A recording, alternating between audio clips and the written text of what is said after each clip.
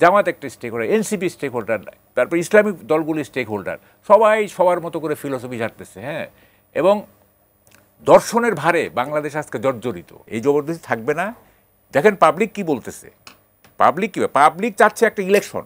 BNP আগে বুঝেও হয়তো বা বলেনি, বা আমি আপনি বা সাধারণ দর্শক যারা বুঝছেন সব ঠিক আছে, তো ঐক্যমত্য কমিশন যারা এই প্রস্তাব করছে, যাদের নামটাই ঐক্যমত্য প্রতিষ্ঠার জন্য মানে কমিশন, আপনি বলছেন এটা বিভাজনের দিকে নিয়ে যাচ্ছে, তারা কি বুঝছে না? না, তারা তো কেন বুঝবে না? এইটা তো শুনেন, এটা একটা আরবিট্রারি একটা ব্যাপার চলতেছে, একটা জবরদস্তিমূলক ব্যাপার চলতেছে। পাবলিক ওপিনিয়নের তো এখানে কোনো মূল্য নাই। বা যে সমস্ত দল পাবলিককে রিপ্রেজেন্ট করে, প্রতিনিধিত্ব করে, সেই সমস্ত দল, যেমন বিএনপি তো সবচেয়ে বেশি লোককে রিপ্রেজেন্ট করে, তাই না? সবচেয়ে বেশি লোক, মানে প্রিভেলিং যে সমস্ত যে দুইটা পার্টি আছে, তাই না? তো বিএনপির যে নোট অফ ডিসেন্ট, সেগুলি যদি আপনি বাদ হয়ে যায়, মানে হা জয়যুক্ত হলে, তাহলে কি হইল? এটা একটা অনৈক্য হলো না? আপনার তো এটা অনৈক্য হলো, তো এটা তো ঐক্য থাকলো না, তাই না? তো ফলে এই যে আমরা কতগুলি জিনিস মানে বলতেছি না, এটা এক ধরনের জবরদস্তিমূলক বলতেছি, এই জবরদস্তি কিন্তু থাকবে না, বুঝছেন? এই জবরদস্তি থাকবে না। দেখেন পাবলিক কি বলতেছে, পাবলিক চাচ্ছে একটা ইলেকশন, এবং একটা ইলেকশন চাচ্ছে। এই সমস্ত এগুলিতে পাবলিকের এগুলি নিয়ে পাবলিকের কোনো মাথা ব্যথা নাই। আমি তো পাবলিকের সাথে মিশি। এখন এনসিপি যদি মনে করে যে হ্যাঁ তারা যে ভাবতেছে পাবলিক সেভাবেই ভাবতেছে, এটা তো ঠিক না।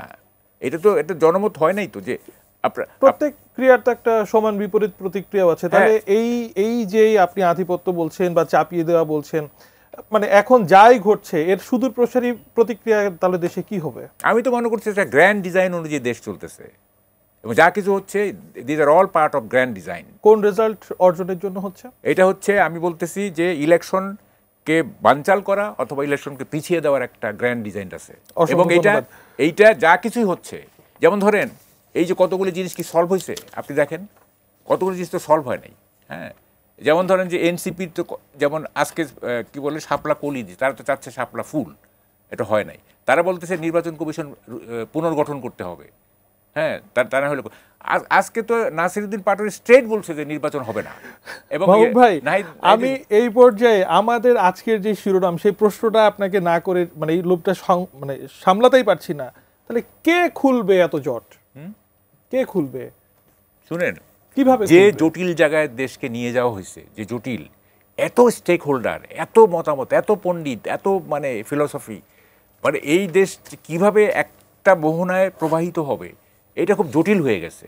দেখেন, ওনার সাথে এনসিপির হয়তো মিল নেয়, ওনার সাথে হয়তো জামাতের মিল নেয়, অমুকের মিল, কিন্তু উনি একটা স্টেক হোল্ডার, জামাত একটা stakeholder, NCP stakeholder, তারপর ইসলামিক দলগুলি স্টেক হোল্ডার, সবাই সবার মতো করে ফিলোসফি ঝাড়তেছে। হ্যাঁ, এবং দর্শনের ভারে বাংলাদেশ আজকে জর্জরিত।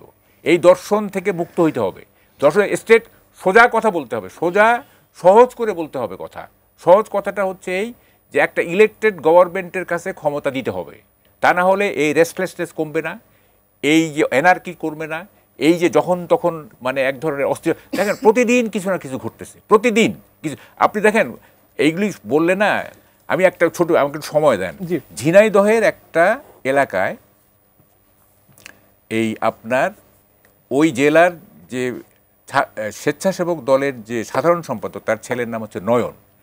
সেই নয়ন নাকি, এটা আছে, ভিডিও আছে আমার কাছে, একটা মাইনরিটি ফ্যামিলির একজন গৃহবধূকে তুলে নিয়ে গেছে, তুলে নিয়ে যায়, বলে যে পরকীয়া। আমি এটা পরকীয়া হইলেই বা কি, তো যাই হোক 5-6 দিন রাখার পরে তাকে আবার ফেরত পাঠাইছে। এরকম 2-1 বার করার পরে আবার যখন প্রয়োজন হয়েছে তাকে ভোগ করার, তখন আবার গেছে আনতে, দেখে যে ওই মেয়েকে ওই কি বলে যে বাড়ি থেকে পাঠাইছে অন্য জায়গায়।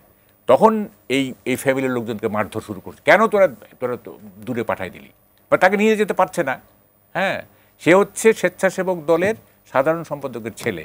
এরপর লোকজন থানায় গেছে, হ্যাঁ গেছে, কিন্তু থানা মামলা নেয় নাই। এই অবস্থা যখন চলতেছে দেশে, হ্যাঁ, তখন আমরা জুলাই সনদ, এইটা সেইটা, এগুলিকে কেউ কিন্তু অ্যাড্রেস করতেছে না। হ্যাঁ, অসংখ্য ধন্যবাদ।